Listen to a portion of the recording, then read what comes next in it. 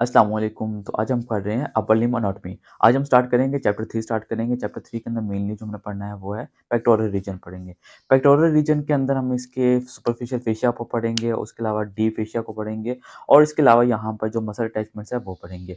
और इसके अलावा आज का जो हमारा मेन टॉपिक है वो इसके सरफेस लैंडमार्क्स के बारे में होगा। और सरफेस लैंडमार्क्स को हम डिटेल में पढ़ लेते हैं। टोटल जो सरफेस लैंडमार्क्स होते हैं वो 12 होते हैं। इसके अलावा अगर मैं थोड़ा-सा आपको पेक्टोरल रीजन के बारे में बताऊँ तो पेक्टोरल रीजन कहाँ पे होता है, ये हमारा जो फ्रंट ऑफ चेस्ट है एंटीरियर और जो हमारा इंटीरियर चेस्ट है, वहाँ पर पाया जाता है। पेक्टोरल रीजन कहाँ पे लाई करता है in front of the chest. और इसका मेन फंक्शन क्या होता है, ये क्या करता है, कनेक्शन प्रोवाइड करता है अपर लिम्ब को विद द चेस्ट। इसने क्या करना है, अपर लिम्ब को कनेक्ट करना है with the anterior lateral chest wall के साथ इसने कनेक्ट करवाना है।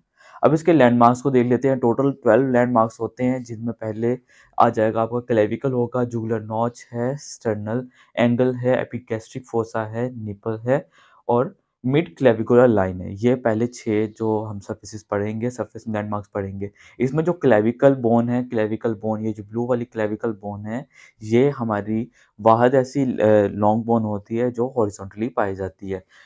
ये कहाँ पे अटैच हो रही है विद द स्टर्नम और इसके अलावा ये यहाँ पर एक्रोमियम प्रोसेस के साथ जॉइंट बनाएगी जिसको एक्रोमियम क्लेविकुलर जॉइंट कहते हैं। ये यहाँ पर एक्रोमियम क्लेविकुलर जॉइंट बनाएगी। इसके अलावा फिर जुगुलर नॉच आ जाएगी। जो स्टर्नम का अपर एंड है वहाँ पर जुगुलर नॉच पाई जाती है जहाँ पर स्टर्नम ने क्लेविकल ने स्टर्नम के साथ कनेक्ट होना होता है। बोथ साइड पे दोनों साइडों पे कनेक्ट होती है इसलिए इसको इंटर क्लेविकुलर नॉच भी कहते हैं। 5 सेंटीमीटर बिलो अगर देखा जाए तो इसी के बिल्कुल नीचे यहाँ पे स्टर्नम का पाई जाती है एंगल ऑफ लुईस या जिसको हम स्टर्नल एंगल भी कहते हैं। एंगल ऑफ लुईस यहाँ पे पाया जाता है। ये ऑलमोस्ट आपकी जो सर्किल इंटरकोस्टल स्पेस है वहाँ पर कनेक्ट होता है। इसके बाद अगर नेक्स्ट देखा जाए एपिगैस्ट्रिक फोसा जो यहाँ पर स्टर्नम के बिल्कुल लोअर एंड पे पाया जाता है ज़िगफॉइड प्रोसेस। ये ज़िगफॉइड प्रोसेस है। इसके जस्ट बिलो थोड़ा-सी डिप्रेशन पाया जाता है। उस डिप्रेशन को उस फोसा को एपिगैस्ट्रिक फोसा कहते हैं। इसके बाद आ जाएगी निपल। निपल जो होती है वो ऑलमोस्ट जो एवरेजली 4th इंटरकोस्टल स्पेस वहाँ पे पाए जाते हैं लेकिन ये वेरी करता है। लेकिन इसके अलावा जो हमें याद रखना है वो ये मिड क्लेविकुलर लाइन है वहाँ पे लाई करता है। जो निपल होगा और इसी तरह जो मिड क्लेविकुलर लाइन है वो क्या करेगी जो क्लेविकल है जो हमारे लेफ्ट या राइट बॉर्डर उसको जो पोर्शन है उसको अगर 2 हाफ में डिवाइड करें या मेनली क्लेविकल को हाफ से डिवाइड करने वाली एक इमेजिनरी लाइन है उसको हम मिड क्लेविकुलर लाइन कहते हैं। जहाँ पर लोकेशन होती है, जहाँ पर पोज़ीशन होती है किसकी निपल्स की होती है। देन इसके बाद नेक्स्ट आ जाता है हमारे पास infraclavicular fossa, tip of coracoid process, acromion of scapula, deltoid muscle, axilla या जिसको हम आर्मपिट भी बोलते हैं और मिड एक्सिलरी लाइन। अब इसको डायग्रामेटिकली देखते हैं तो ये आपके पास पहले नंबर पे आ जाएगी। ये जो यहाँ पर ट्राइंगुलर है ये फोसा है यहाँ पर होता है जस्ट बिलो द क्लेविकल। इस फोसा को हम कहेंगे इंफ्रा क्लेविकुलर फोसा। इसी फोसा के अराउंड आपके इसी फोसा के अंदर आपको यहाँ पर मिलेगा एक प्रोसेस मिलेगा जिसको हम टिप ऑफ कोराकोइड प्रोसेस कहते हैं। जो कोराकोइड प्रोसेस ऑफ स्कैपुला है वो उसकी जो टिप होती है वो कहाँ पे पाई जाती है इंफ्रा क्लेविकुलर फोसा के अंदर पाई जाती है। इसके बाद हम देख लेते हैं इसका एक्रोमियम प्रोसेस। ये एक्रोमियम प्रोसेस है जिसने क्लेविकुलर एक्रोमियम प्रोसेस ऑफ स्कैपुला है जिसने क्लेविकल के साथ एक्रोमियम क्लेविकुलर जॉइंट बनाना होता है।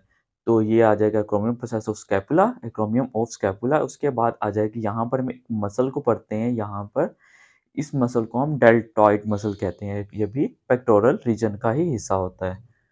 तो उसके बाद आ जाएगा नेक्स्ट आ जाएगा एक्सिला। एक्सिला या जिसको हम आर्मपिट बोलते हैं, जहाँ पर ये चेस्ट होती है, चेस्ट और आर्मपिट का ये वाला एरिया जहाँ इसको हम एक्सिला बोलते हैं। इसी एक्सिला को हम 3 पोर्शंस में डिवाइड कर रहे हैं इमेजिनरी लाइन के साथ। तो एक में इमेजिनरी लाइन होती है एंटीरियर, एक होती है पोस्टीरियर और इन दोनों के दरमियान में एक मिडल लाइन होती है जिसको हम मिड एक्सिला से एक्सिलरी मिड एक्सिलरी लाइन कहते हैं। ये इसके हमारे पास 12 सरफेस लैंडमार्क्स आ जाएँगे। इसको एक दफ़ा रिवाइज़ कर लेते हैं। सबसे पहले हमने जो पढ़ा था वो आ जाएगा क्लेविकल बोन आ जाएगी। क्लेविकल बोन जहाँ पे अटैच हो रही है इसको हम जुगुलर नोच कहते हैं या इंट्राक्लेविकुलर जॉइंट नोच भी कहते हैं। उसके जस्ट बिलो आ जाएगा स्टर्नम में एंगल ऑफ लोएस आ जाएगा। या जिसको स्टर्नल एंगल भी कहते हैं। और उसके अलावा फिर अगर at the lower end of sternum देखें, यहाँ पर जो ज़िफॉइड प्रोसेस है उसके जस्ट बिलो डिप्रेशन पाया जाता है, उस फोसा को कहते हैं एपिगैस्ट्रिक फोसा कहते हैं। और उसके बाद अगर हम दूसरी साइड पे देखें तो जहाँ पर इसने अटैच होना होता है क्लेविकल ने, वहाँ पे प्रोसेस पाया जाता है क्रोमियम प्रोसेस और स्कैपुला पाया जाता है। इसी के जस्ट बिलो यहाँ पर एक फोसा पाया जाएगा जिसको इंफ्रा क्लेविकुलर फोसा कहते हैं। इसी फोसा के अंदर notch of coracoid process, tip of coracoid process पाई जाती है। और इसी के साथ अगर यहाँ पे क्रोमियम प्रोसेस है, वहाँ पर जो शोल्डर है वहाँ पर हम देखें तो यहाँ पे एक मसल पाया जाता है, इसको हम डेल्टॉइड मसल कहते हैं। जो क्लेविकल होती है, क्लेविकल को एक इमेजिनरी लाइन मिड से कट करे, डाइसेक्ट करे, टू हाफ में डिवाइड करे, उसको हम मिड क्लेविकुलर लाइन कहते हैं। ये मिड क्लेविकुलर लाइन पर ही हमें यहाँ पर निपल मिलते हैं। निपल की पोजीशन होती है normally averagely at the fourth intercostal space, जो कि वेरी करती है पर्सन टू पर्सन। और उसके बाद ये हमारा आ जाएगा एक्सिला, जिसको हम पर बोलते हैं। यहीं पर एक इमेजिनरी लाइन होती है जिसको हम मिड एक्सिलरी लाइन कहते हैं। तो इस तरह हमारे पास 12 लैंडमार्क्स आ जाएंगे, surface landmark of pectoral region के आ जाएंगे।